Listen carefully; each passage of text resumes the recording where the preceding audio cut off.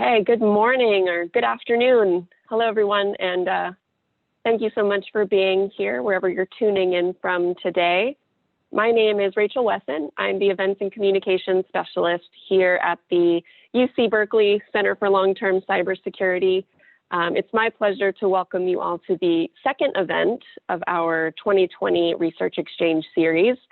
This is an annual event, typically occurs on one day, where we showcase CLTC's grantees through a series of short research talks covering a vast array of cybersecurity related topics. This year in our virtual environment, we've been doing things a little differently and hosting a research exchange series. So welcome back if you joined us for our first event last month. We're glad to have you all here today for our event, Protecting and Securing a More Inclusive Society Online. It is my pleasure to introduce Professor Steve Weber. He is the Faculty Director of the Center for Long-Term Cybersecurity. He is also the Associate Dean and Head of School for the UC Berkeley School of Information. He's going to kick us off with some opening remarks. Steve, good morning. Welcome, everybody. I'm just going to take a minute or two to add my welcome to Rachel's. It's sort of hard to imagine, actually, that we're now launching into the 6th year of the Center for Long-Term Cybersecurity, started in 2015. And most of you probably know what we're about. You're going to see some demonstrations of what that looks like when the research rubber hits the road today. We've been in the business now for almost a full 5 years of trying to expand and broaden both the sort of time horizon of cybersecurity research on the Berkeley campus and the people who are involved in topics and areas of work that are relevant to the cybersecurity research agenda, which we've always seen as quite broad. And I think in some ways, boy, you know, the last 10 or 12 months living in digital life under the pandemic has really kind of demonstrated just how valid those assumptions actually are. The way we define security as being everything that's important enough that happens at the intersections of humans and digital machines to be significant enough that people would apply the word security to it, just feels like, you know, the agenda in some sense that we've all been living and the problems that we've all had to solve in micro fashion over the last several months. The landscape is getting no less exciting, and I'm absolutely convinced that the next 5 years are going to be even more interesting than the last 5 have been. Maybe interesting in different ways, but that's really what we're all about, trying to look a little bit over the horizon and foresee what those kinds of issues are going to look like, what kinds of things we ought to be doing now so we don't get caught out by surprise, and ultimately how we can, as Ann Cleveland puts it, amplify the upside of the digital revolution by making digital systems more secure and fundamentally more trustworthy. And so it's a real pleasure. It's not as good to do this on video, frankly, as it would be when we used to do it over in downtown Berkeley and get everybody together for a good part of the day. But we made the best of it. And our first session of this about a month ago or 3 weeks ago was really, really strong and really enjoyable. And I think for me, apart from having the chance to hear about the research of my colleagues, which quite frankly, none of us have the chance to read everybody else's work, one of the real payoffs of these sessions has always been the connections between people on and off the Berkeley campus that just kind of organically happen when we talk about our work, even if we don't give the 45-minute version of it, even if it's just the 10-minute teaser version of it, that tells us what are the really interesting questions people are working on and what are the really creative and innovative ways they're trying to solve those problems. So the definition of victory for me today is that everybody enjoys what they hear, that they're intrigued by some of the research projects, and finally that maybe you meet somebody new who you want to follow up with to ask questions, to imagine new possibilities, to design different kinds of collaborations. We think of ourselves as a research and collaboration hub on the Berkeley campus. And so this is our best day of the year. And so with that, maybe we should just turn it over to our first presentation and let's get started. Awesome. Thank you so much, Steve, for that intro. Okay. So we're going to get started with our first presentation of the day, Sounds Phishy, Protecting Consumers Against Phone Phishing. This research was conducted by Michelle Chen and Ashish, who are both 2019 alumni from the Master of Information Management and Systems program at the School of Information. They've both gone on to have some successful careers, so we're happy that they could come back and join us to share this work with us. Michelle and Ashish, over to you. Awesome, thanks Rachel for that wonderful introduction. Let me go ahead and share my screen. Can everyone see that?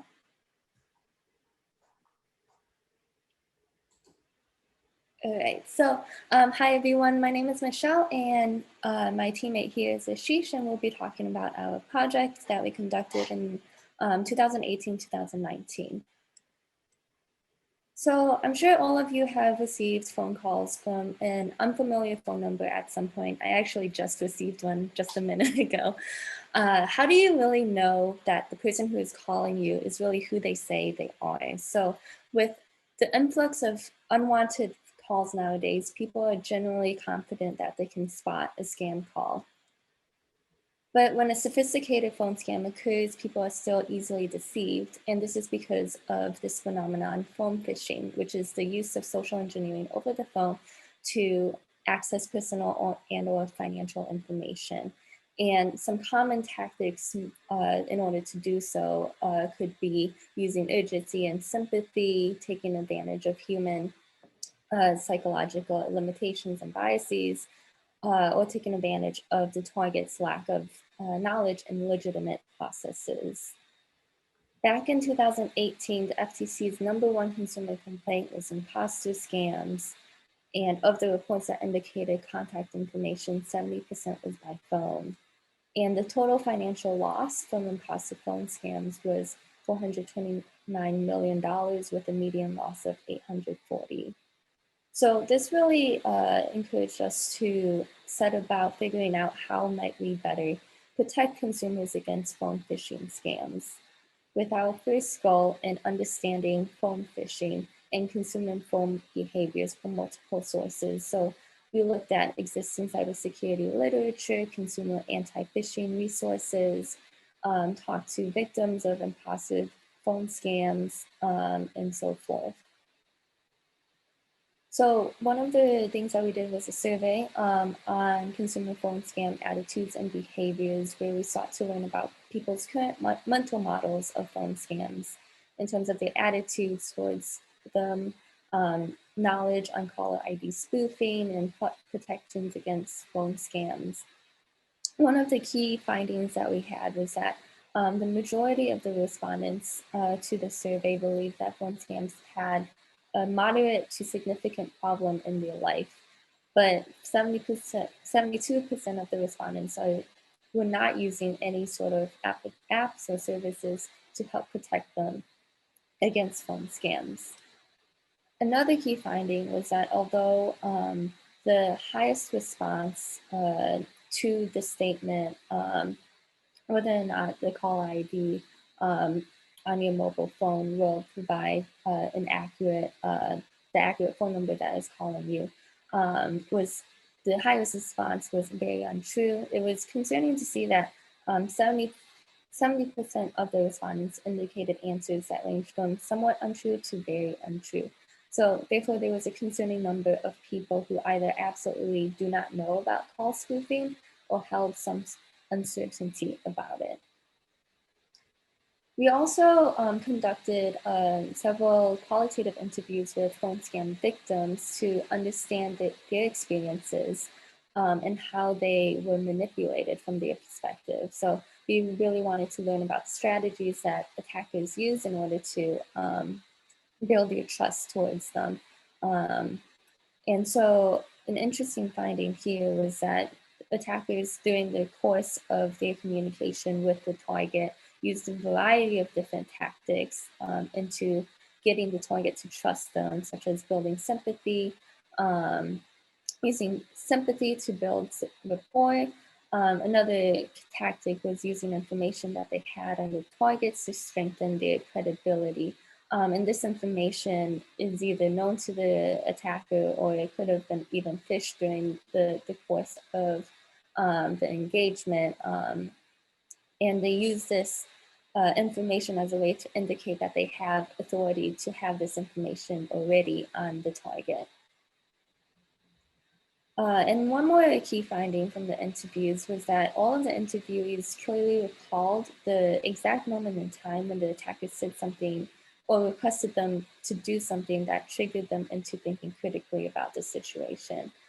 So it was really interesting to hear that at that point in time when someone, the person calling them said, you have to go buy a cash card or something that was just outlandish that ended up kind of lifting up the covers that they had. And so one last key finding here was that all of the interviewees stated that they had never heard of anything so sophisticated like the scams that they had experienced, and they never expected to encounter anything like them. Even though that they knew that phone scams existed, it was really interesting to hear that people seem to be overconfident in their ability to overcome a phone phishing scam before they actually experience them for themselves. So as we were collecting information, we started building out this typical scam call process.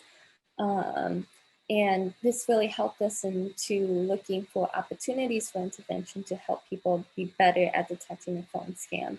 So there's a point of time before the call where you can learn about phone scams from a variety of resources or by word of mouth. And there's also the period of time between when your phone actually starts ringing and when you actually pick up the call. There currently are several technical applications to address that point. But however, we found that there weren't any current solutions that address the time from when the call is picked up by the person and when the call ends. And so this is where people are the most susceptible to falling for a phone phishing scam. When the scammer presents a problem, instills panic in the target, then the scammer ends up providing a solution, which involves gathering personal information or financial assets from the target. And we thought that maybe using natural language processing could be a solution to really tackle this point of the scam call process. So this leads to our second goal, which is to explore a real-time imposter phone scam detection application aimed to identify and warn users of phone phishing, with the consideration towards privacy and security. So I'm going to hand it off to Ashish to talk about that approach. In our approach to NLP, we found in literature that social engineers use authority in almost 80% of the cases to persuade the victim into doing what they want them to do. This gives them quote unquote power over the victim in a given situation. So, if we can detect whether the incoming caller has situational power, it can serve a good indicator for a scam call. Next slide. So next we looked into whether we should use text or speech as a data. So speech data is more personally identifiable because of the voice artifacts in it. So we went with text as it still contains the essence of the conversation in it. Next, we met with considerable modeling challenges because we didn't have access to the right data. As you can imagine, there is no public data set of phone transcripts available because of privacy concerns. The agencies which had access to these call data couldn't share it because of due to legal and privacy concerns. Then we approached individuals to allow us to collect their personal phone data, but there were a lot of privacy concerns around recording and what we're going to store from the phone calls. So given the situation, we decided to come up with an approach for data collection instead.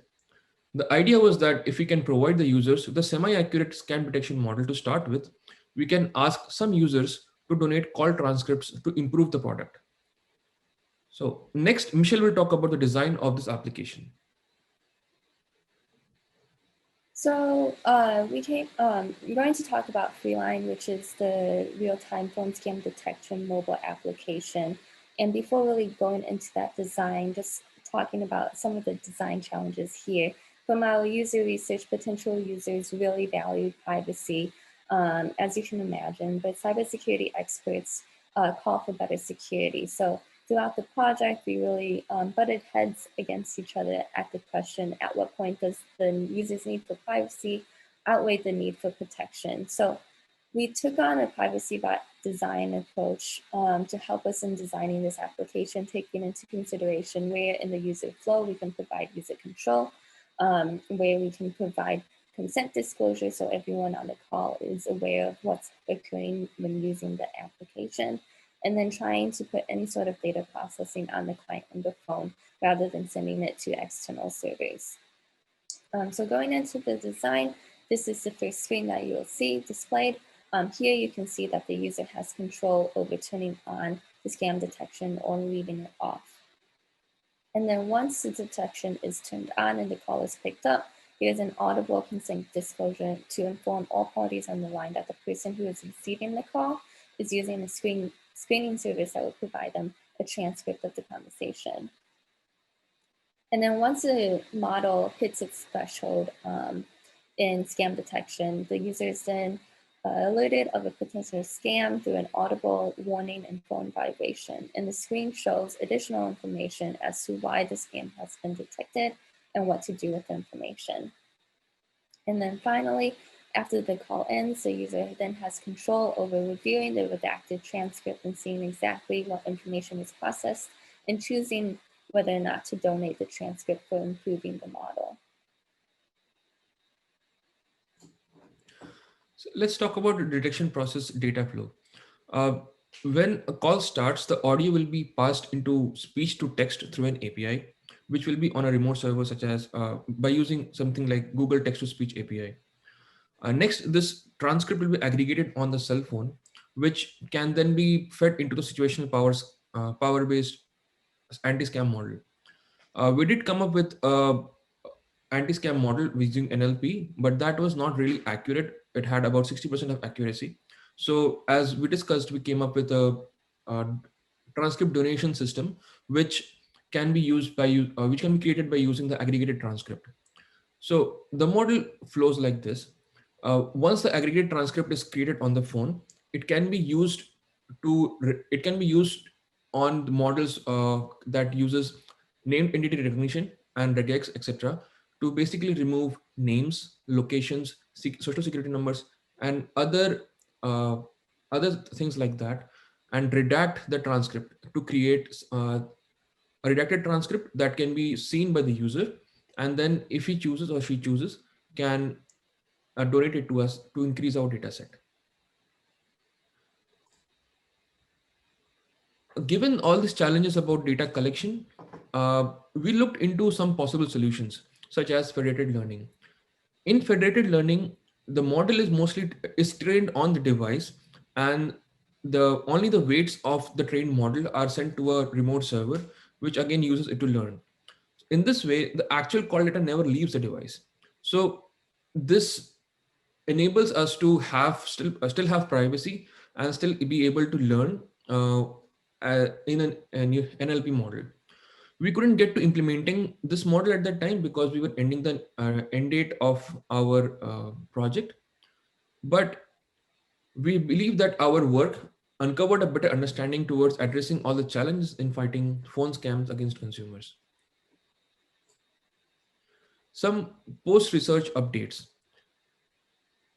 Recently, as of September 2020, Google released a verified call feature which is available for all Android phones, by the way, and it shows a verification badge, a person who's calling and the reason for the call. But this also involves human involvement because the business who's calling has to provide it. This does give more confidence in the calling person, so you can pick up the call, but still doesn't use any sophisticated NLP model, etc. Next is, we also found that iOS has a silence call feature, which basically silences all incoming calls which are not on your contact list, or the person has not texted you or emailed you with their phone number before.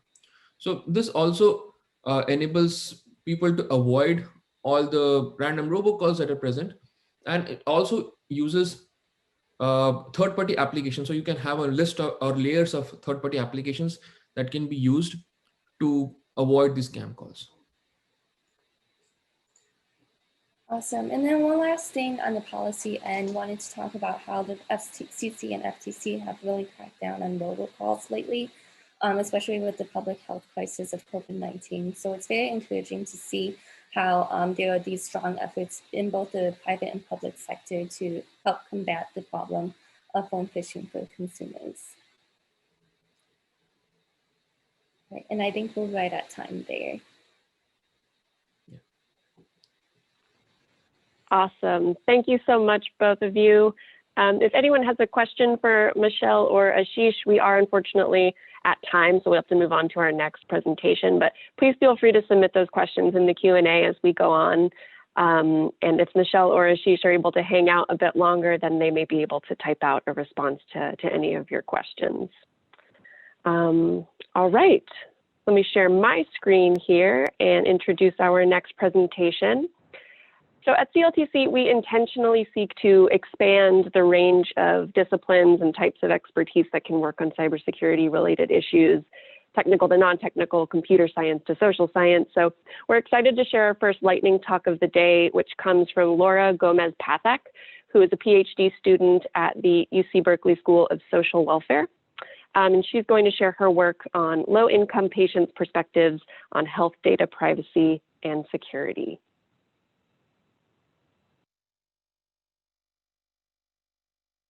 Hello, my name is Laura Gomez-Pathak, and I am a social welfare PhD student here at UC Berkeley.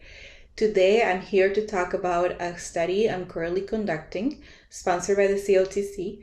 The study is about understanding vulnerable patients' perspectives on data privacy and security as it pertains to their use of mHealth applications and sharing health information. We know that mobile health or mHealth apps have the potential of decreasing disparities in health. However, they also present unprecedented data security and privacy challenges, which is especially crucial when thinking about mHealth applications that are targeted to vulnerable populations, since we know that users with marginalized backgrounds have a greater risk of experiencing the more detrimental consequences of any privacy and security breaches to the very private health information that they may share with apps and with providers. However, while we know that there is an obvious need for data security and privacy protocols and standards in order to build more reliable and secure apps for vulnerable users so that they can fully benefit from accessible and personalized interventions for their health and mental health, when looking at the evidence base on this topic is very limited.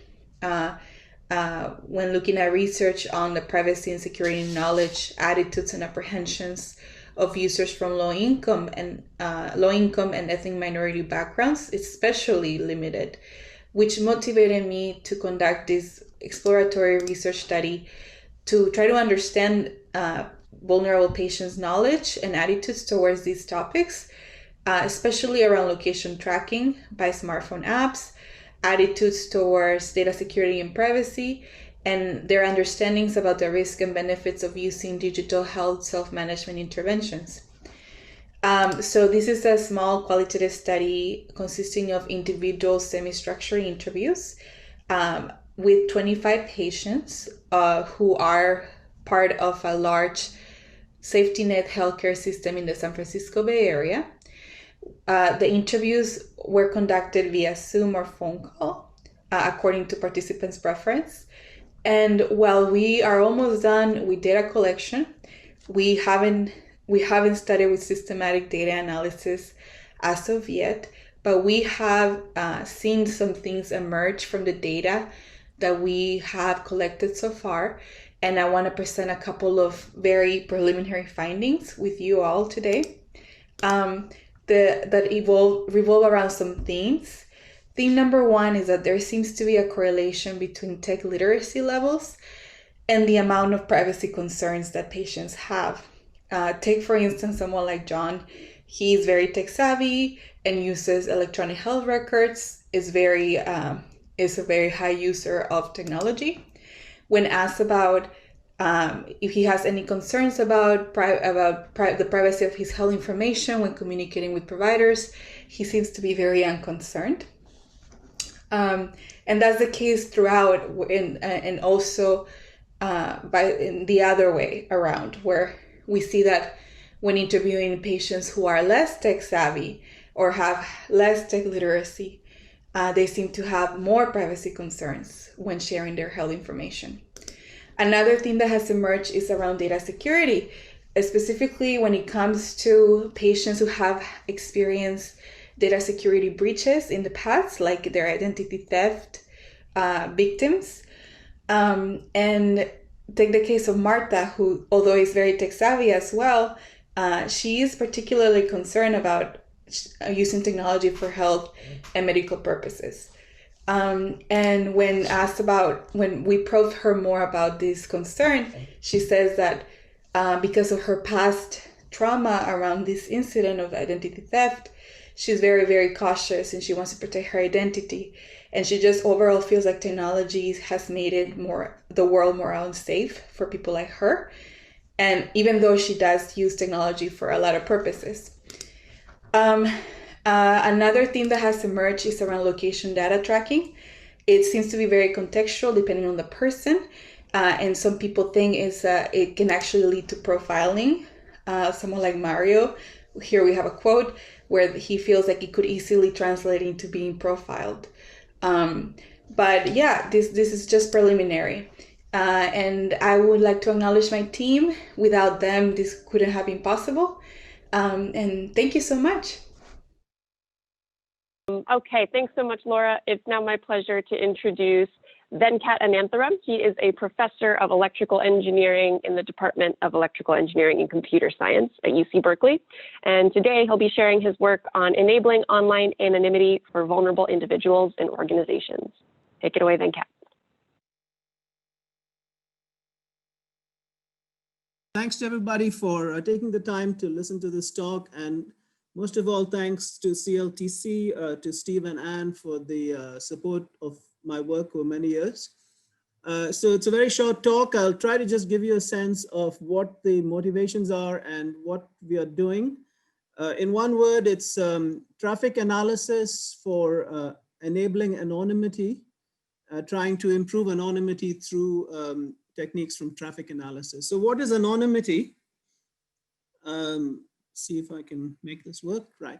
So, so people are used to various notions of security like integrity, confidentiality, privacy, and so on. But there's another goal that one might have in being secure over a network, which is perhaps to be able to deny that you've actually carried out a communication, or to be able to carry out a communication without people knowing that it's taking place. So it's basically the ability for a person A to talk to another person B without an observer of the network traffic being able to tell that the communication has taken place.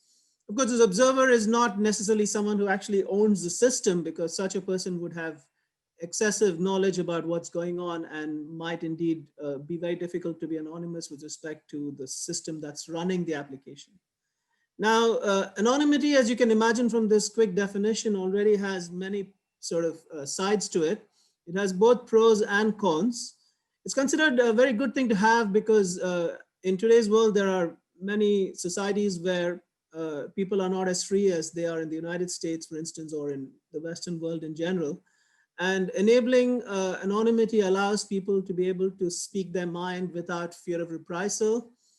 But even in free societies, there are internal organizations that might need to be kept, so to speak, honest. And whistleblowers, for instance, who might play a role in doing that need to be protected. And of course, privacy is also better preserved by enabling your communications to be anonymous.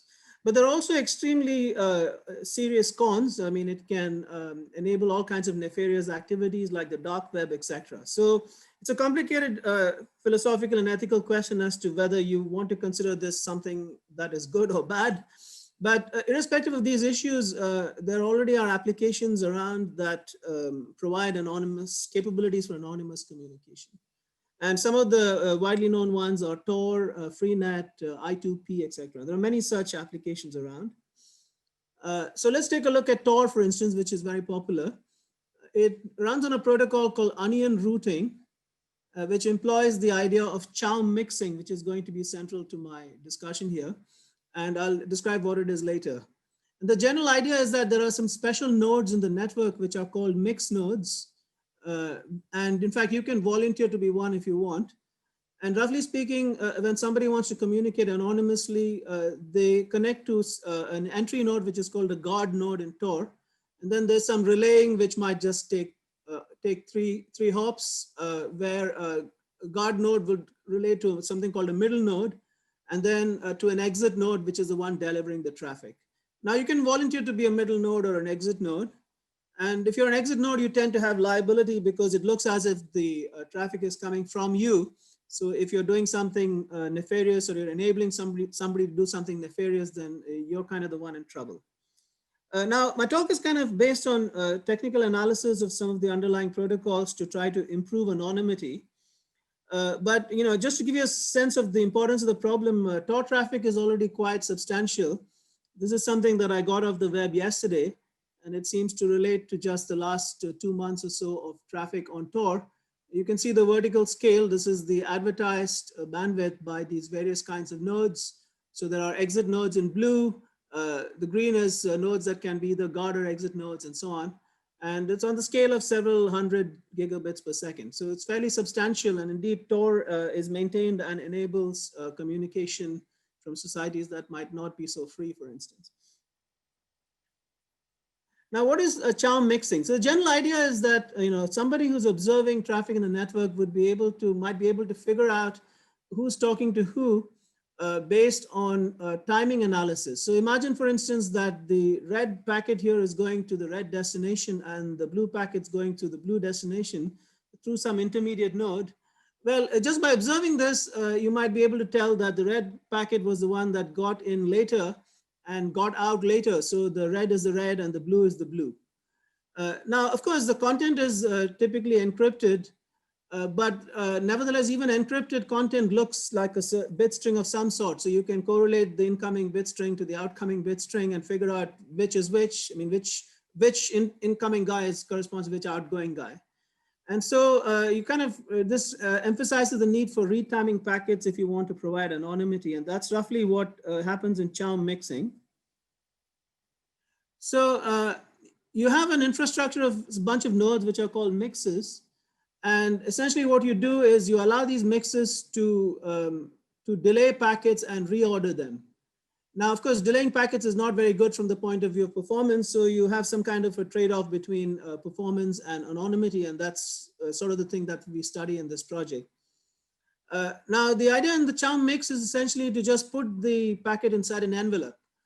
So what's going to happen is that between the, say, the source and the mix node, there will be a key that is agreed on, and the already encrypted packet will be encrypted even one more layer, which is like putting a second layer of encryption, which is of course shared between these two nodes in principle. So the envelope can be removed and then the packet can be forwarded. The idea is that somebody who's looking at the system just sees 2 yellow packets coming in, and then something goes out here and something goes out there, but they have no idea who's talking to who. Of course, there's if this is viewed as just a block system, they know that somebody in this pair of inputs is talking to somebody in this pair of outputs, and that already reveals some information. So you're kind of got to be careful about those kinds of issues also. How does this work in a multi-stage system? Well, you might have a green envelope for this stage, which gets peeled off, and then things get put in a yellow envelope, and then they go on this stage, and then it gets peeled off, and then it gets delivered to the destination.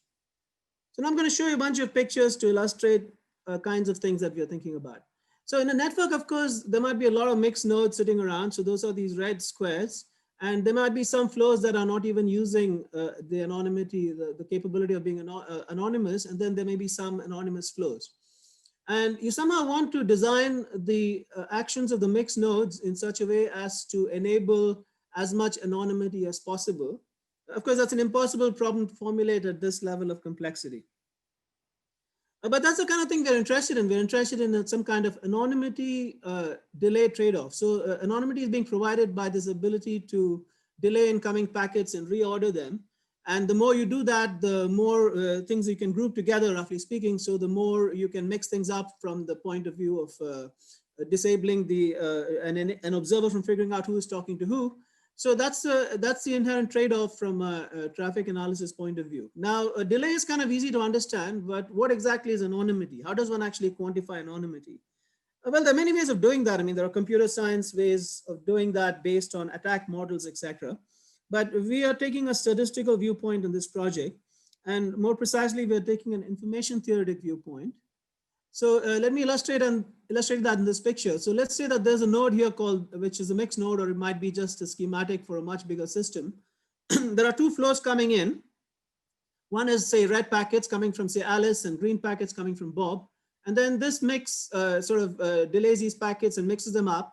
And so an observer just sees a bunch of packets going out, which are here black packets. Now the observer's got to figure out which of these correspond to the red guys, which of these correspond to the green guys, because that will sort of determine, I mean, these are going to go to some places, some destinations, and then it will give you some idea of who's talking to who. So the statistical way to do that is to think about some maximum likelihood analysis, which gives you a conditional distribution on how to which of these incoming packets to attribute to the outgoing packets. And then we look at the entropy of this distribution. And the higher it is, entropy is just a measure of uncertainty. The higher it is, the more anonymous you are. So that's how we measure things in this project. And you can do the same sort of thing in a network. This is a much more complicated picture where one mix is mixing up, say, two of these flows, and then those mixed flows are being mixed with a third flow. And eventually the observer is trying to do some end-to-end analysis of who's talking to who. And you can basically figure out a metric for anonymity by looking at the overall conditional distribution. And the general idea is that you have some bound on how much delay you might be willing to attribute to allow. And therefore, this traffic naturally breaks up into cycles which are separated by gaps which are bigger than that delay. And you can measure the anonymity at that level. Now, let me tell you specifically what this project's about. I see a Q&A question. I think something not connected with me, I think. So we are motivated, actually what motivated us to get into this project was a new idea, again due to David Chow, which is a way of sort of speeding up this mixing process by pre-computation. So the mixing process is kind of slow because currently most of the deployed systems use the public key infrastructure. But Chow's idea, which he's commercializing now in a company called Elixir, which I should say I've got nothing to do with, there's a disclaimer, just interested in this idea, is to use pre-computed peer-to-peer keys to make mixing more scalable and to bring it down to a level where it can be used by low-power devices and so on. Basic thesis here is that pre-computation allows for less latency and lightweight devices can now start to use this mixing strategy. And here's a picture taken from an Elixir architecture white paper, which gives you a general idea of what the idea is. So if you have a bunch of pre-computation going on, the keys are sort of available when the traffic arrives to be mixed, and then the mixing can be done faster. So that's a general idea. And in fact, in order to be able to do that properly, you need some kind of pipelining. So you need basically lots of groups of nodes, which they call teams in this architecture, which are carrying out the pre-computation, while a small subset of them are actually acting as mixes. So it's just a matter of amortizing the computation in such a way that you don't have to do it in real time. So these mixes in this new architecture are called C mixes, and this architecture here basically involves a cascade of a fixed number of nodes. So you have a fixed number of source destination pairs that can be handled. One message coming in from each source, they're all required to be of the same length so that the length doesn't give away the anonymity information. They're treated as a batch and processed together. The processing involves some kind of group homomorphic crypto system, which I don't want to get into, but you can think of it as at a schematic level as basically giving you completely equiprobable outputs for a given inputs batch. So I'm just going to show you some pictures to illustrate what's going on. So let's say that you have a batch of 4 source destination pairs. They're red, blue, green, and brown. And the system, a cascade of 3 mixes. Basically, what's going on is that the mixes are using this cryptographic structure. They sort of work together in some kind of group cryptographic way so that they present what's equivalent to a public key to the sources. And there are also individual keys between the sources and the mix that they talk to. And this is what's going on. So the red packet wants to go here, the blue one wants to go there, etc., the green, etc. And these are all grouped together and timed so that they all look like they're coming out here. Of course, somebody looking at this will be able to figure out what's going on. But because they're all put inside envelopes, this is the picture seen by an outside observer. So the outside observer just sees a bunch of 4 black packets in all these intermediate stages, and they have no idea who's going where.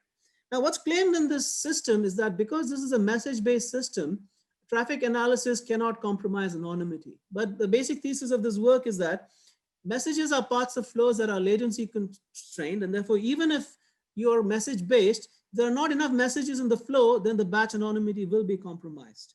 And these pictures illustrate the thesis of this work. So let's say that there are 2 of these source destination pairs just don't have packets.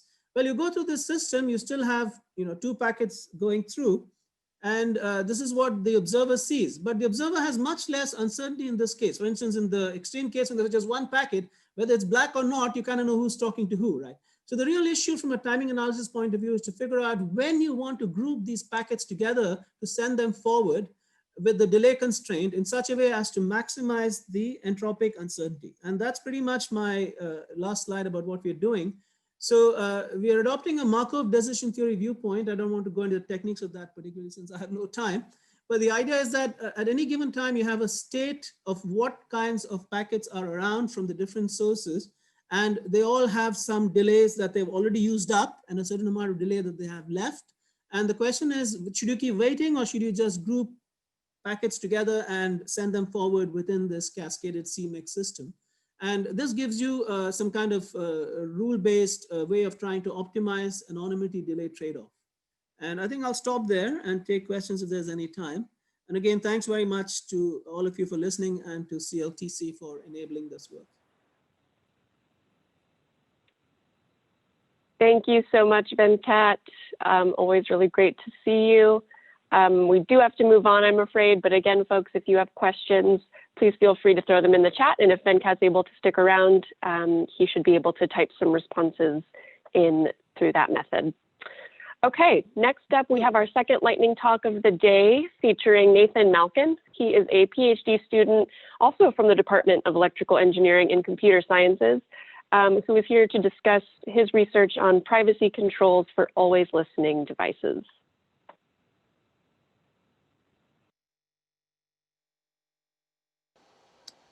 Hi everyone, my name is Nathan. I'm a PhD student in the Computer Science Department, and today I'd like to tell you about my research into privacy controls for always listening devices. Let me start by defining what I mean by those terms.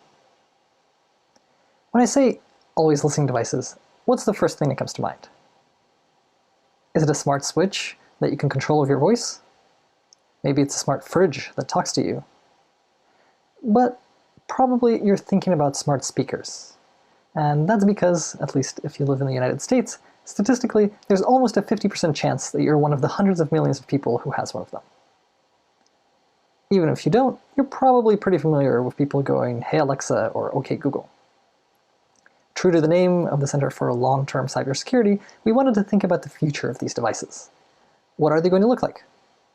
We decided that they might not necessarily look that different, but that they will sound different. We think that in the future, we'll be saying, "Hey Alexa," a lot less, but the devices will be doing a lot more listening. Namely, they'll be listening to our everyday conversations. It'll start, in fact, it has already started, with listening for various sounds, noises that indicate something's wrong and you should be alerted. It will progress to listening to what we say before we even utter the device's wake word. And hey, maybe we don't need the wake word at all. We can just say our commands, and the device will hear them and act on them. The natural progression is for the devices to start listening all the time. Everything you say will be analyzed in some way. We think that eventually devices will start acting on ambient conversations.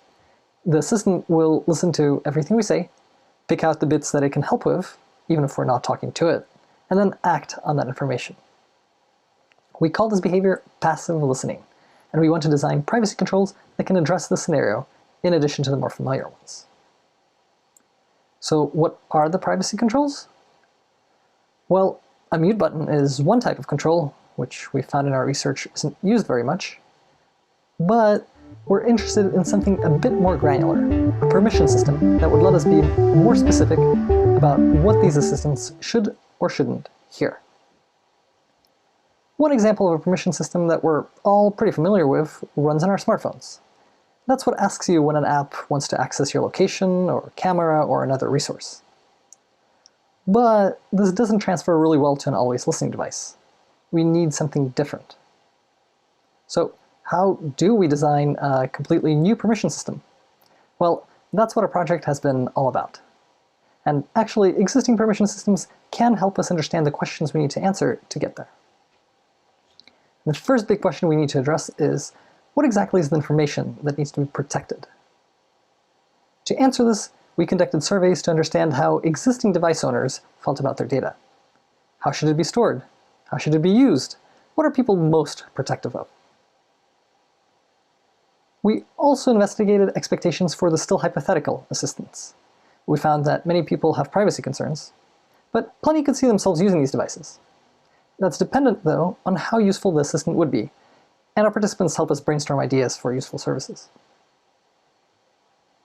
Step 2 in designing our permission system is developing ways to enforce the permissions on the device. How do we make sure certain things are heard, but others are not? To do this, we considered a number of different approaches, and compared them by evaluating their strengths and weaknesses, the levels of protection they might offer, and the usability challenges that might accompany them. Afterwards, we studied one approach in depth. We created a new transparency mechanism, a way for users to understand what an always listening device would hear in various circumstances. Then, we tested whether regular people could use this tool to detect if a malicious service was spying on them. The final step is to develop the user experience. What are the privacy choices consumers will need to make when they're interacting with these new devices? How would they configure the permission system? That's the part we're working on right now. We're again focusing on a specific architecture, in this case devices that would run mostly offline, and we're running studies to investigate the setup experience, as well as trying to design prototypes that we can then give to people in order to better understand what it's like to be living with one of these devices. We're really excited about this work and are looking forward to sharing more when we have results. So what you just heard was a very short summary of our work. There are results and even whole projects I didn't get a chance to tell you about. If you want to learn about them or hear about cool stuff others in our group are doing, check out our website. It's blues.cs.berkeley.edu. Also, feel free to reach out to me directly. I'm happy to field questions, ideas, and feedback. My email's on the screen, and I'm always listening. Thank you.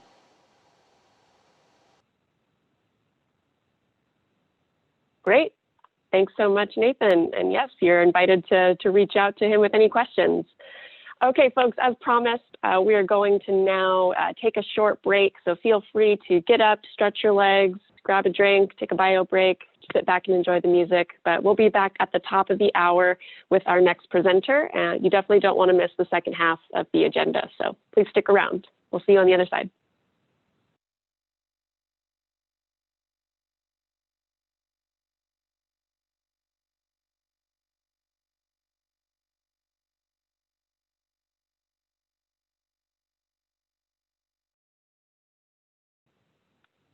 All right, welcome back, everyone. Thanks for sticking around. It is now my pleasure to introduce our next speaker today, Dr. Alisa Frik. Dr. Frik is a postdoctoral researcher at the UC Berkeley International Computer Science Institute, and today she'll be sharing her research on usability of privacy and security settings in smartphones. Alisa, take it away.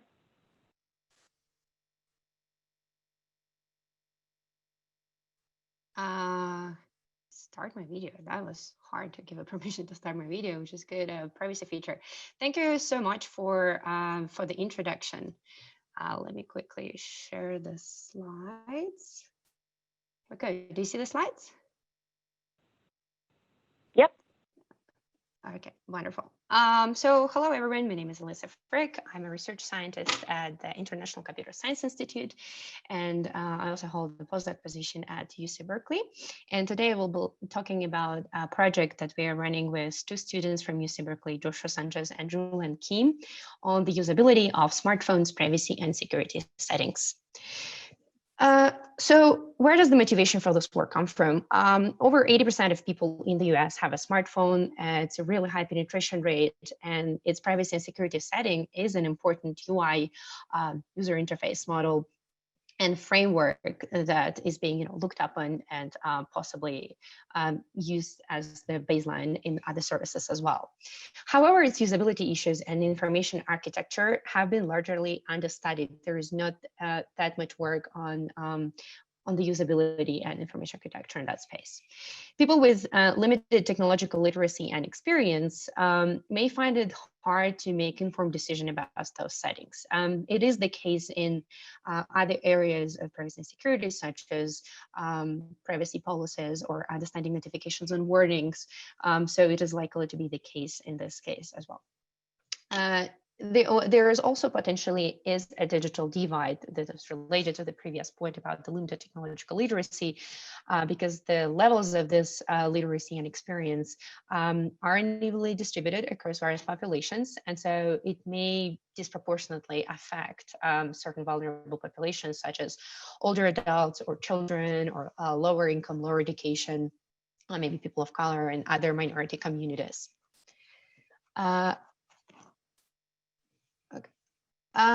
So that said, our goals in this research project is to understand the comprehension gaps, whether people understand the language and the jargon that's been developed by technologists and lawyers mostly as being understood by the users, whether there are any information architecture, which is information architecture is basically structure of the information.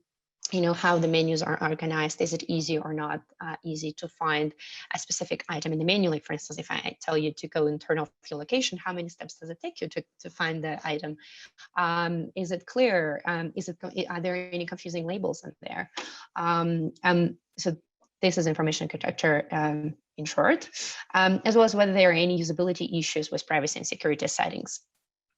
We also interested to see if there are any gaps in basically if those gaps differ among various socio-demographic groups, such as elderly, racial and ethnic minorities, lower income and lower education groups.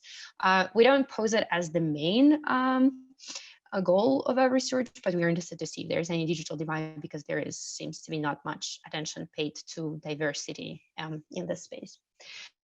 We also are looking to develop some recommendations for improved information architecture and usability of smartphones, privacy and security settings, and to develop more inclusive privacy and security terminology that would be accessible, inclusive to different user groups, regardless of their socioeconomic background or prior technical experience, knowledge, and skills. So what we did, we conducted a preliminary survey, and I will talk a little bit more about it in the future, but we focused on some common privacy and security settings in smartphones. There is a list of settings that we used in the survey, but since it's really a lot, we only discussed 3 with each of our participants. And examples include location, like turn off location services, or audio storing to forbid to forbid the smartphone to store audio recordings of your Siri and dictation interaction if you're an iOS user, or Google Assistant interactions if you are an Android user, or limit ad tracking, opt out of ad personalization, and enable two-factor authentication, and so on. So these settings are not app specific, to be clear. It's not, like enable microphone in Messenger app. It is global smartphone settings. Some of the research questions that we are looking at some of the variables that we've been collecting are, Awareness about settings. So do users possess the correct beliefs about the availability as well as default configurations of their smartphone privacy and security settings? And we asked it both in an open-ended manner to collect some information about how do people talk about those settings, what are the words, well, what is the the language that they're using for describing them, as well as multiple choice to be able to draw quantitative conclusions on top of qualitative insights. Have they changed or intend to change those settings in the past or in the future? How do they perceive the difficulty of changing those settings? And if they do perceive that it's difficult, what are those anticipated difficulties? Why do they think it's going to be difficult for them?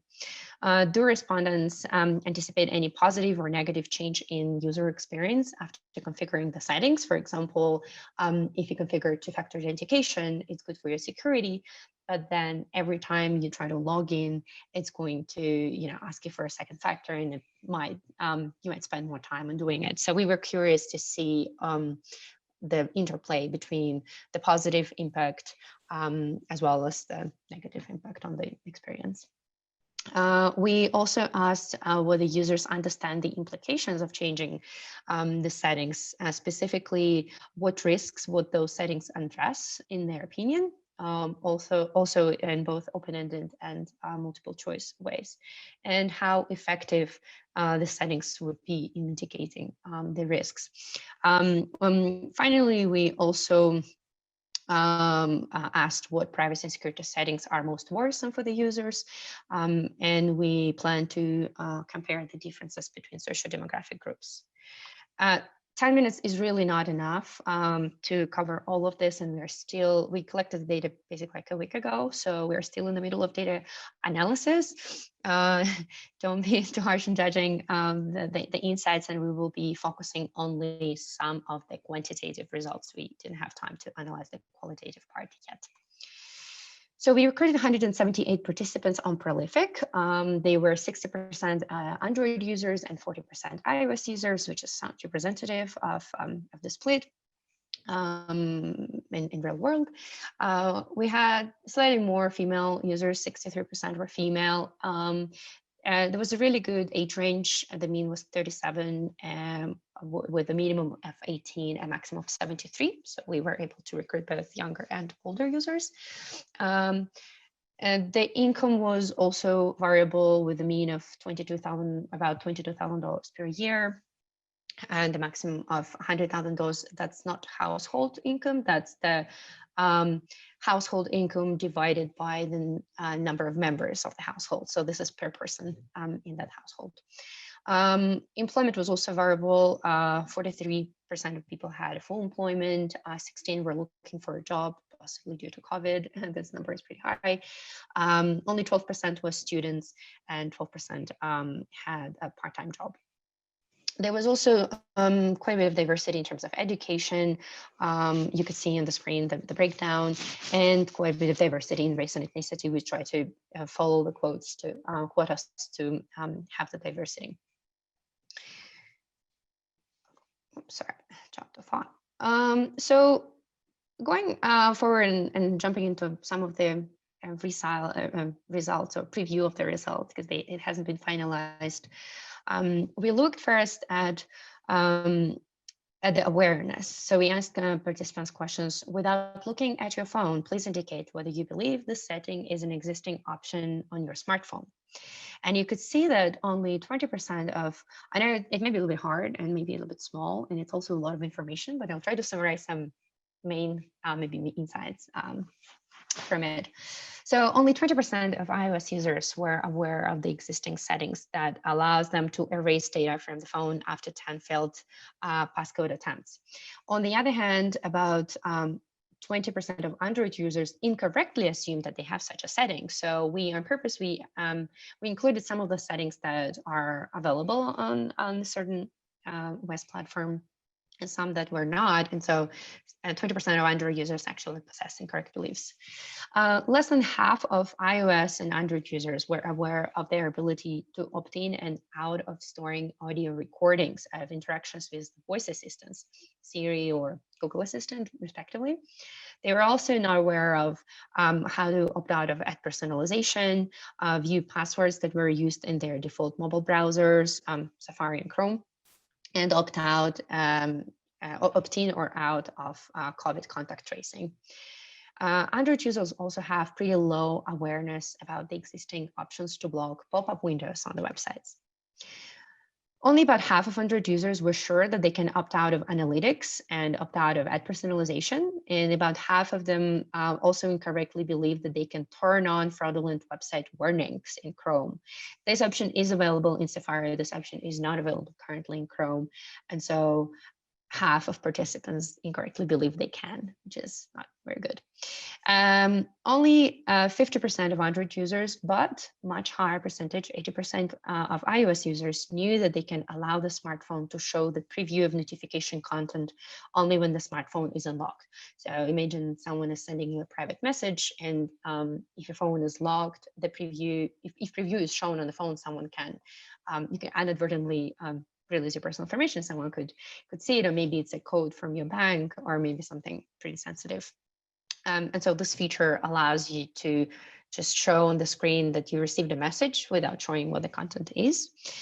On the other hand, Android users were more aware of two-factor authentication settings than were iOS users, and the split is again about 80 versus 55%. Surprisingly, only 60% of both user groups were aware of the seemingly common passcode feature that allows you to lock the screen, and it's really important.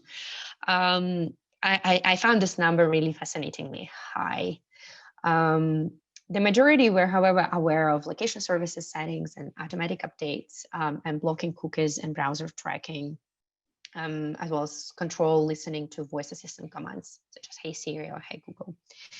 72% of Android users and 64% of iOS users who use face recognition to unlock the smartphone. I know that this feature is not available on every phone. So among those who have this feature and they use it, only 70 to 65% were aware of the setting that allows to use it only when they're looking at the screen. It's kind of like an attention requiring feature, which is also not very promising.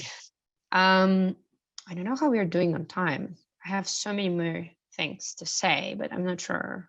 Rachel, do we have more time, or should I skip somehow? You've got about 2 more minutes. Okay, cool. So let's keep then beliefs about defaults. A lot of people, like you could see from briefly just looking at the screen, you could see that a lot of people thought that a lot of those features were on by default, and a lot of the times that was incorrect. And those biases would be really important to fix and communicate more clearly to the people. In terms of past behaviors, we can see that respondents are more likely to have configured in the past the settings that they are more familiar with. So the first slide we're looking at about awareness. Few people have opted out in the past of analytics, ad personalization, storing audio recordings of interactions with voice assistants, or view the passwords that have been reused on other websites. All of those are pretty important privacy features, and it is unfortunate that people haven't really interacted with them in the past. If we look at how likely they would take this action in the future, not many people opted out of ad personalization or turned on fraudulent website warnings in the past, but 95% of both user groups say that they are likely to do it, or they would like to do it. So again, we see the gap between what is important, whether people are aware of this of the settings, whether they did it in the past and whether they want to do it. So since there is a gap between I want to do it, but I haven't done it, it would be very interesting to see why they haven't followed up on it. Was it difficult to find it? Was it difficult to configure? So it would be really interesting to dig deeper and analyze the reasons of those behaviors. In terms of perceived difficulty, again, a really quick overlook. Blue is good, and we see that a lot of people have the perception that it's not going to be very difficult to configure those settings. They have pretty high self-efficacy and confidence in being able to configure those. It's even 100% for things like automatic updates and notification previews. However, there are a few items that require attention because 15 to 25% feel like it's going to be difficult to to do it. And so this is also some of the areas where we plan to pay more attention and do follow-up research and figuring out why it is so. We did ask an open-ended question. We just didn't look, I didn't have time to analyze the qualitative insights, but that's going to be exciting. One to the last, I think it's almost the last slide. The impact on perceived user experience is also very interesting. A lot of participants were not sure about the impact of configuring those settings on their overall user experience. Yellow is not sure, or neutral actually. And so that means that people are not quite aware of the consequences of configuring those. And that would be also a good future direction of research on finding ways of communicating not only the security consequences, but also the usability consequences. In terms of worry, it's probably less interesting. People were worried about everything. Everything was beyond the middle point. So they were either slightly worried or very worried about each of the risks we asked them about. They were mostly worried about unauthorized financial transaction, inadvertent disclosure of personal information, and unauthorized remote access to their devices, and least worried about things like data gathering by individuals or unsolicited objectionable content or harassment. Since we don't have much more time, I'd like to thank you for your attention. The main takeaways from this work is that while participants were worried about online risks, they were not aware about many privacy and security settings that would help to address those risks. Many held incorrect beliefs about the defaults of those settings. Many respondents haven't configured but would like to configure the settings. However, some anticipate difficulties with doing that or negative impact on user experience. So there is a lot of cool future work on usability of smartphone privacy and security settings to be done. Thank you very much. Thank you so much, Alisa. I know it's tough to fit that all into 15 minutes, but we appreciate the preview. Okay, we're going to move into our final lightning talk of the day. This one comes to us from James Pierce, who is currently an assistant professor of design at the California College of the Arts. And he is going to share some findings from his current work in progress, which takes a somewhat different approach to cybersecurity for non-primary and primary users of always-on Internet of Things devices. Here's James. Hi, everyone. I'm James Pierce, and this work is with Richmond Wong, who just started a postdoc at CLTC. Some of this work is also in collaboration with Nick Merrill, also at CLTC. For this project, we're interested in consumer Internet of Things devices, primarily on the body, in the home, and around the neighborhood. And smart cameras have really occupied a particular area of focus for this work. The title/topic of this project is Cybersecurity for Non-Primary and Primary Users of Always-On Internet of Things Devices. And the idea of a non-primary user or non-consenting subject is that smart sensing devices like smart security cameras inevitably involve other people in addition to those who primarily acquire, own, configure, and control them. And this topic actually came out of prior CLTC-funded projects where we encountered a number of social tensions and social conflicts across groups like nannies and neighbors and housekeepers and roommates. And so a major component of this current CLTC project is using qualitative methods to interview and observe a pretty diverse range of IoT users and non-users, such as roommates and domestic workers and delivery drivers, who interact with and are impacted by IoT sensing devices, even though they don't own or control them. And we actually pushed this work back on the timeline for reasons that we're all now so familiar with, and pivoted to two other components of the project. The first is designing participatory privacy and security scenarios workbooks. This work again builds on some prior funded CLTC work that we have published. And we currently have a team of design students collaborating with us to create some new scenarios focused on privacy and security for non-primary users. And the broad goal of this work is to create these materials to invite different stakeholders to reflect upon emerging and anticipated future uses of IoT devices.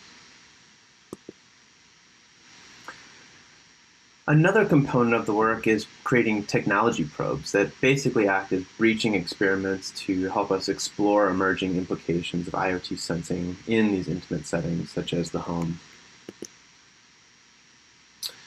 And with this particular set of probes, we asked the basic question, the overarching question of if smart home security cameras could get to a point where they're basically as ubiquitous and normal and indispensable as electric lighting. Seems to be a general type of trend that's happening in the space. So using methods of self-use and autoethnography, the aim of these probes was to push us ourselves to live with existing consumer smart home cameras in ways that actually amplify and exacerbate privacy and security concerns. So over the summer, we as a research team used and lived with some of these probes within our own homes and the people who live with us. And this generated some illuminating findings, ranging from semi-accidentally spying on our co-inhabitants to a set of more interface-focused trust and control issues useful for interaction design. Building off of this project that we published over the summer, there's a whole new set of probes and probe studies that we have planned for this upcoming year as well.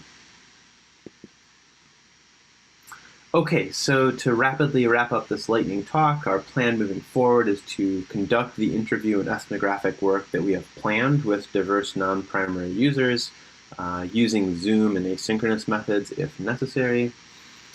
Also to conduct with different stakeholders, using participatory scenarios workbooks, a number of studies that we have planned there. The third is to conduct more of these IoT probe studies. And then finally, some great news is that together with Steve Weber and Richmond Wong and Nick Merrill, we were really fortunate to receive some additional funding from the National Science Foundation to work on this project over the next few years. And so we're tremendously excited to continue on with these projects into 2021 and to report back next year on our progress. Thank you.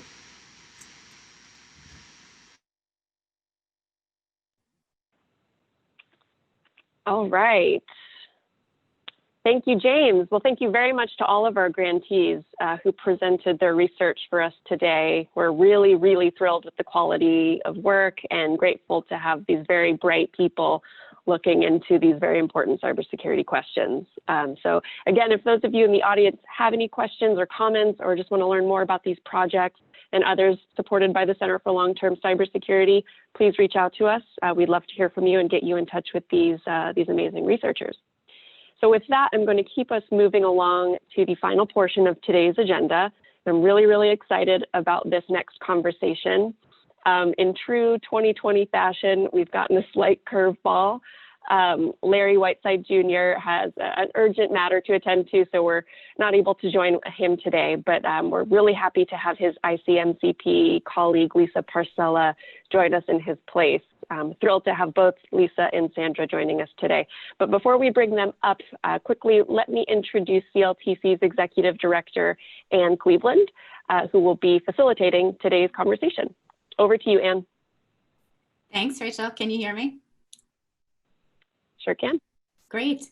Well, hi again, everybody. I'm Anne Cleveland, the Executive Director of CLTC, and I just want to echo Rachel's thanks to our presenters today and give them a virtual round of applause. This is always such a special event to me because it's an opportunity to get a sneak preview of works in progress.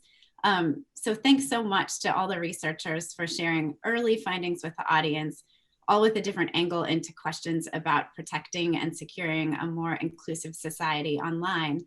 And I hope that everybody here made some useful connections today that you can follow up with offline. As Rachel said, we're going to turn now to another important lens on diversity and inclusion in cybersecurity. As those of you who know us know, at the Center for Long-Term Cybersecurity, we put a lot of emphasis on the two-way bridge between academic research at Berkeley and elsewhere and the issues that practitioners are grappling with in industry and government.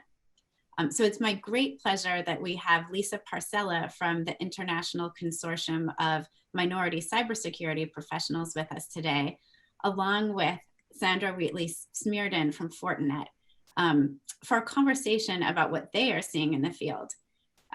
both have not only distinguished careers in cybersecurity, but they're also advocates for representation of women, veterans, and people of color in cybersecurity.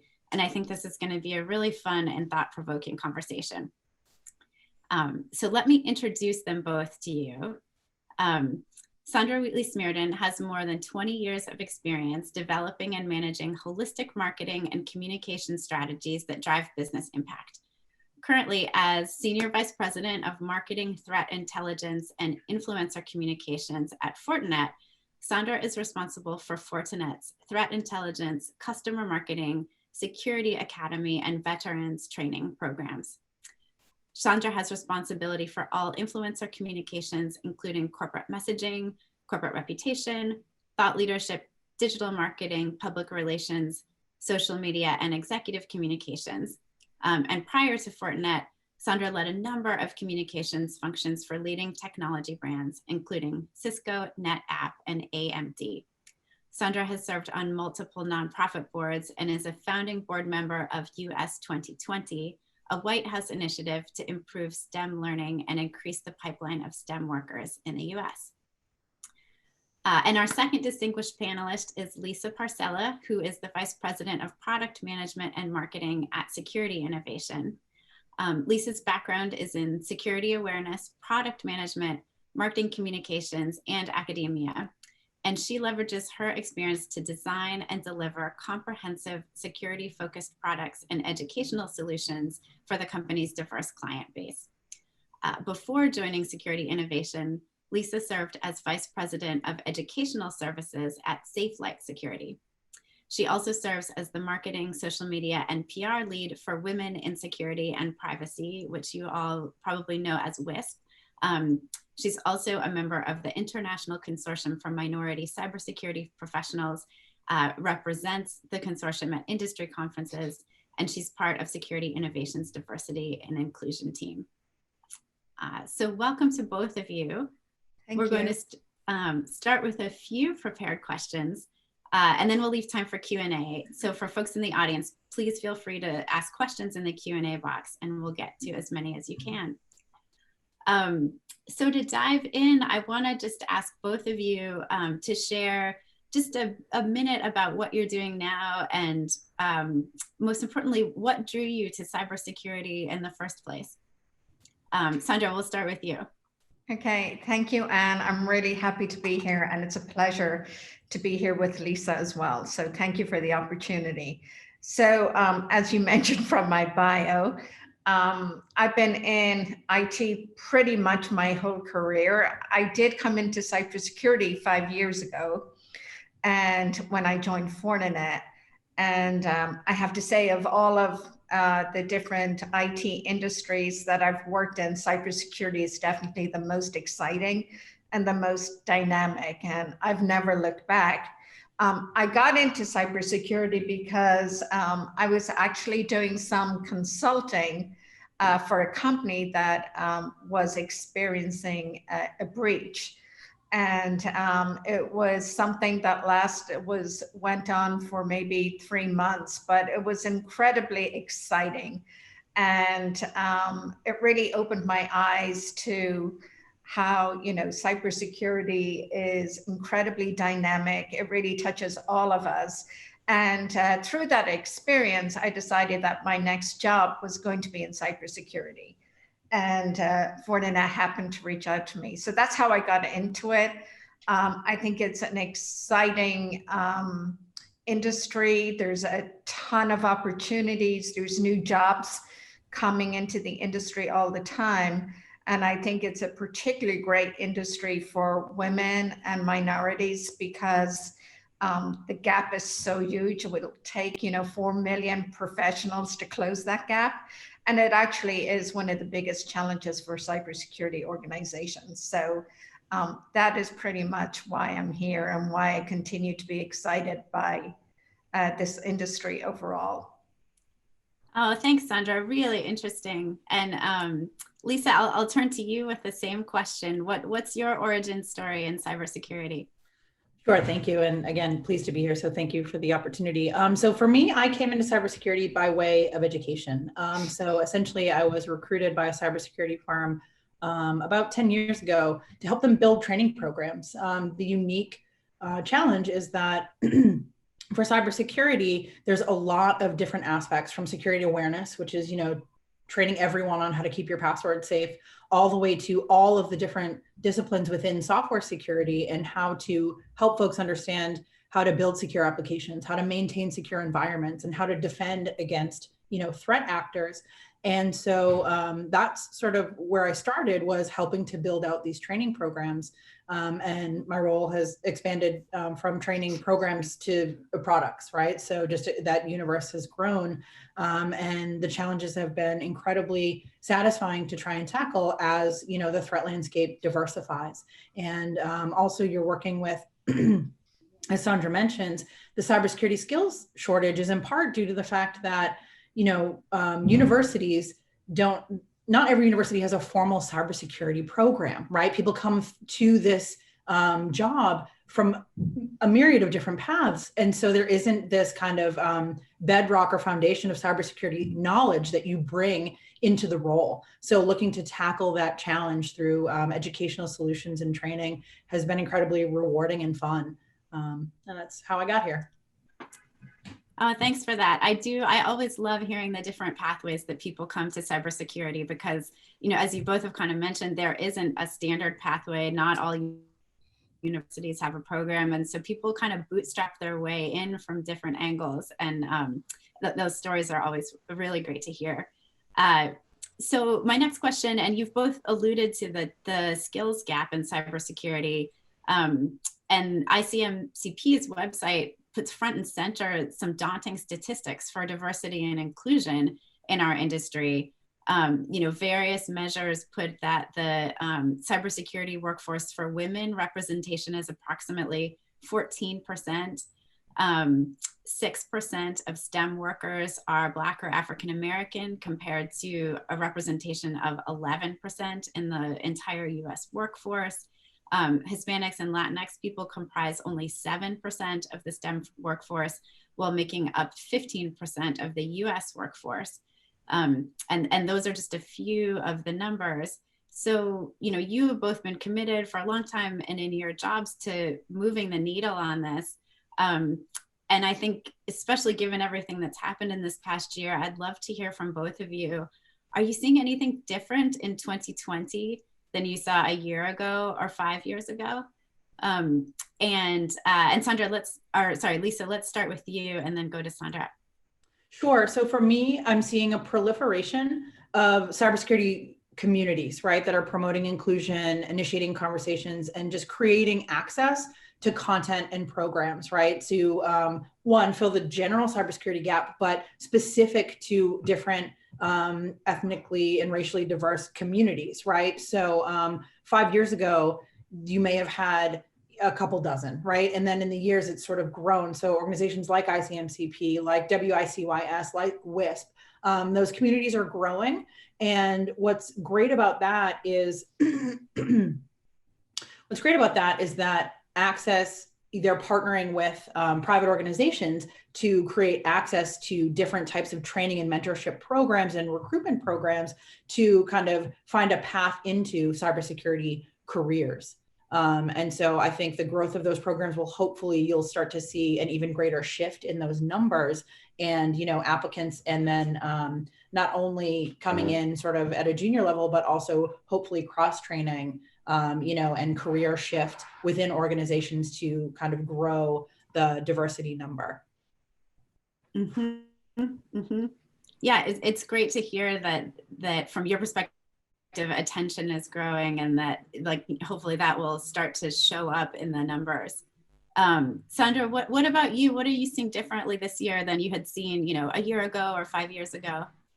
Well, I definitely think there is some good news. We're seeing progress. It may not be at the rate that we'd like to see, but it's definitely happening. I mean, you throw out some numbers and they're all over the map. And I think if, I've seen the number for women represented in cybersecurity to be as high as 24%.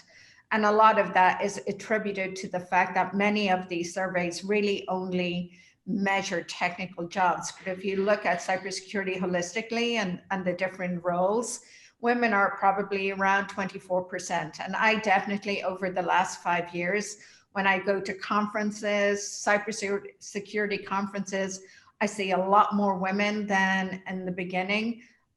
We do know that there are more female millennials coming into the industry. And the good news is that they're tending to be more rapidly moving into higher level jobs. And some of that is attributed to the fact that women tend to value certifications and training more than men. And a lot of those women have higher qualifications. And so that's standing to them. But the number of Blacks and Hispanics in cybersecurity continue to be extremely low.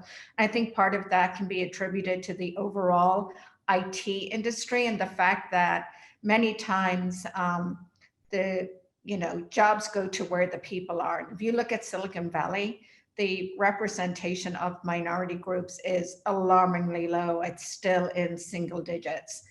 I do think there are a number of issues that we're dealing with that is really helping the representation of women, particularly, to go up. So you touched, Lisa touched on one issue. The amount of degrees in cybersecurity are very low. Berkeley is one of a few organizations that actually have cybersecurity curriculum and classes that focus on these degrees.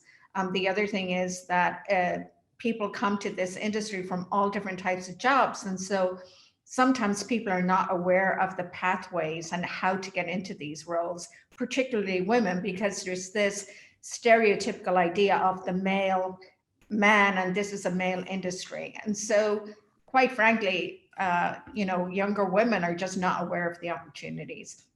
But I do think that there are a lot of organizations realizing that public and private partnerships have to come together around this issue. We're working with the World Economic Forum to really look at ways to get more minorities and women into the industry. We're working with IBM and Salesforce. They have educational platforms. We're providing our training curriculum free on those platforms to people.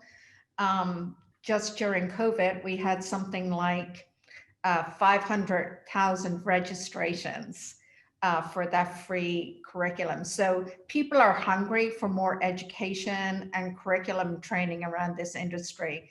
And I think working together, we can really make inroads.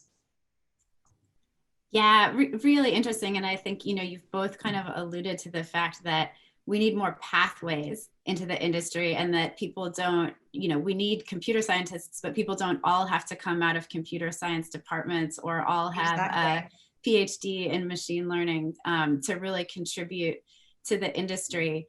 And, certainly at CLTC, we keep trying to kind of put the word out there that in order to actually improve cybersecurity outcomes in the world, we have to be able to change who sees themselves in cybersecurity. Exactly. And so I think on that note, given what a gap there still is, I'm curious, what initiatives are you both seeing out there in the world that have the potential to spark really transformative change, and really move the needle? And Lisa, I'll go back to you on that one.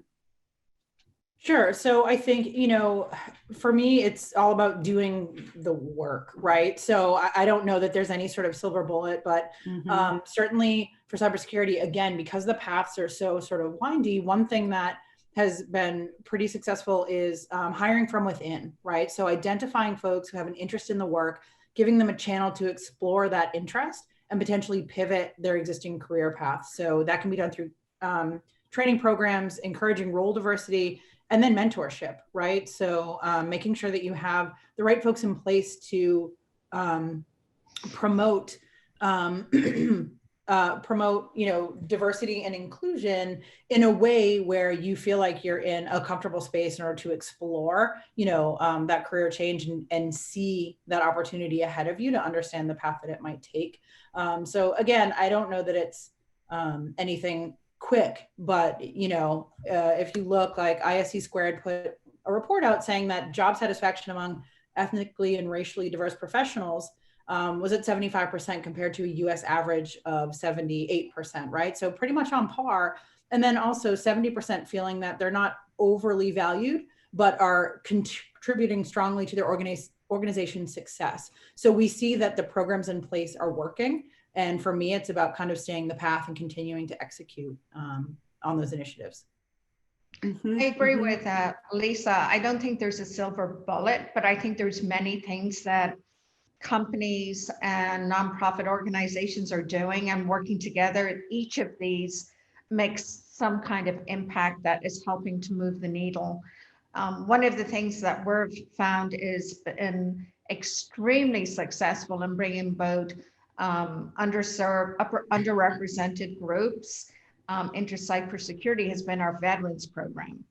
And so that's a pretty holistic program. So it's not just focused on cybersecurity training and curriculum, but it's also working with veterans to provide mentorship, interview, skills building, resume building, but also we've created pathways to different roles so that people can see what they need to achieve or how they can get there. So it's both educating on the opportunities and also helping to provide the mentorship and skills to achieve those. And when you look at something like veterans, you have much more diversity to begin with.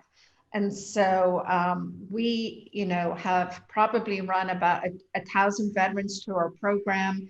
So far this year alone, we've been able to bridge to our customers and our partners to provide jobs, and 51 veterans have received jobs. We're also working with the spouses of veterans to get them into the industry. So these types of programs can really help to move the needle.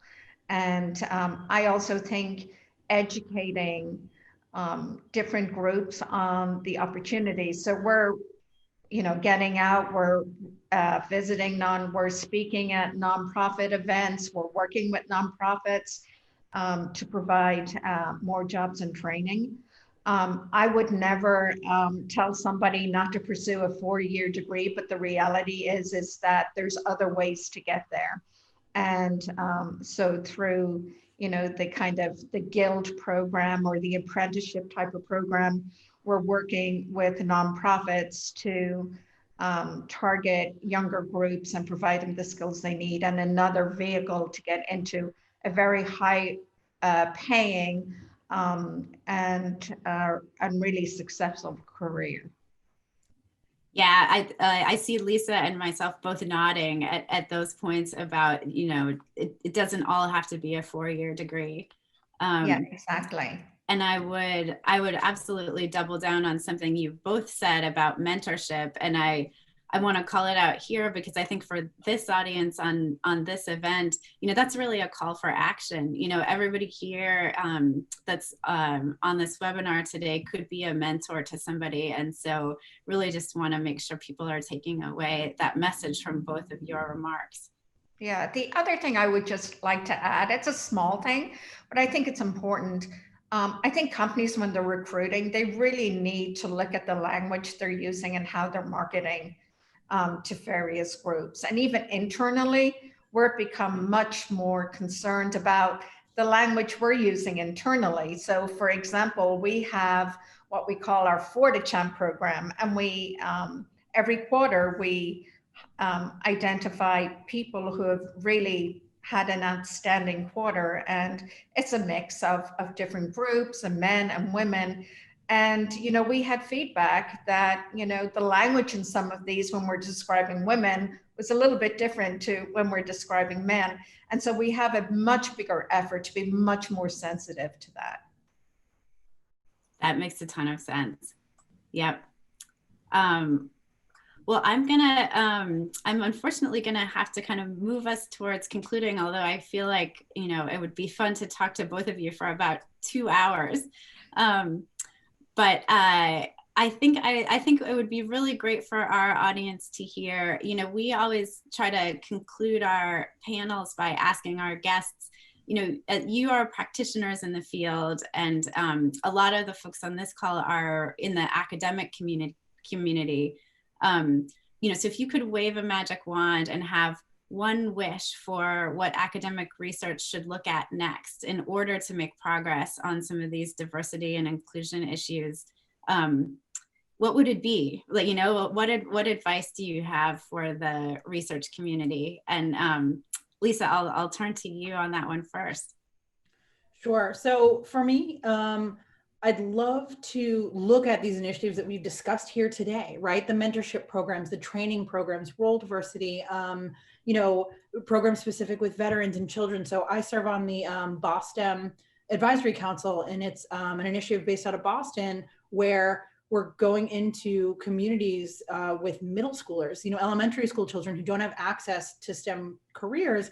And, you know, we pair up with corporations and have them come in and show the students what's possible throughout STEM. And cybersecurity is one of the subfields from among that. And so, you know, given all the programs and initiatives that we see out there that we're working on, I'd love some academic research to look at what's working, right, and what's not working. Because I think that, you know, directionally, we believe that we understand where we need to go, and we do see some positive outcomes happening. But you know, I think, like with anything, folks are trying a lot of things to try to solve for these gaps that we see in workforce makeup. And research that might look at, say, you know, the top 3 initiatives that they see kind of happening within, you know, the workplace, and just get a sense of what's working and what's not, right? Because kind of being able to quantify that, I think it's all very qualitative, but being able to get some better quantification on initiatives that are currently happening, playing them out just to see where we can do better, right? You know, just do more of what's working and maybe draw back some time and resources on things that aren't as successful.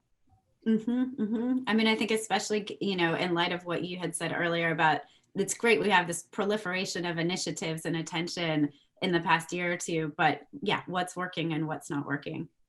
That really interesting. Thanks, Lisa. And yeah, Sandra, what would your advice to researchers be?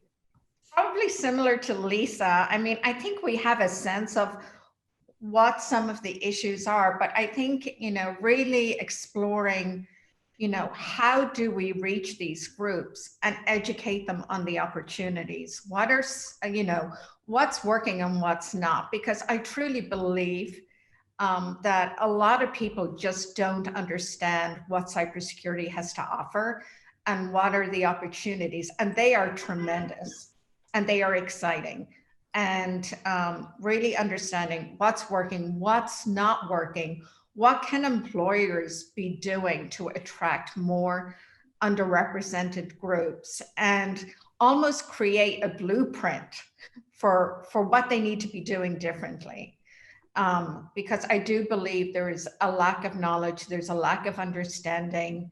And then how, when you get these groups into the workforce and into the industry, what can we be doing to keep them there? Because even when many of these groups come in, they don't stay, they leave because there isn't the fairness, there isn't the support that they need to be successful. So I think really looking at this issue holistically and coming up with a blueprint for change would be really helpful. Wonderful. Well, thank you both so much for the time and just for this really thought-provoking conversation. You know, I absolutely agree that, and thank you for the work that you're doing to make cybersecurity a place where, you know, different kinds of people see themselves and feel welcome and understand the contributions they can make.